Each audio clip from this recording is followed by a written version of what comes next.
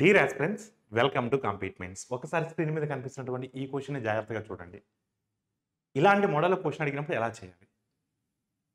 Powers ఉన్నాయి చూసారా, వాటికి హెచ్సిఎఫ్ ఫైండ్ అవుట్ చేయాలి.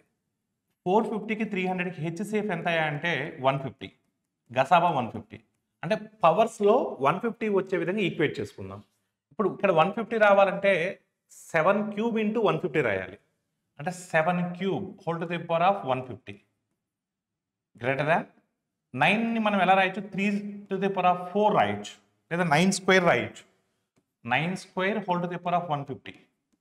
2 ఇంటూ 150 అంటే 300. ఇప్పుడు ఏమవుతుంది? 343 whole to the power of 150 greater than 81 whole to the power of 150.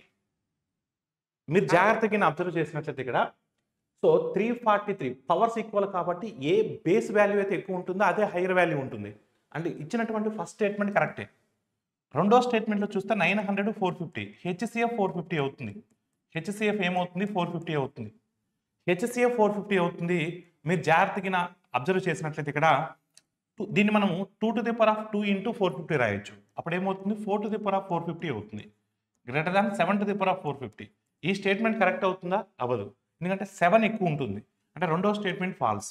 Only 1 మాత్రమే మన ఆన్సర్ అవుతుంది. Thank you all of you.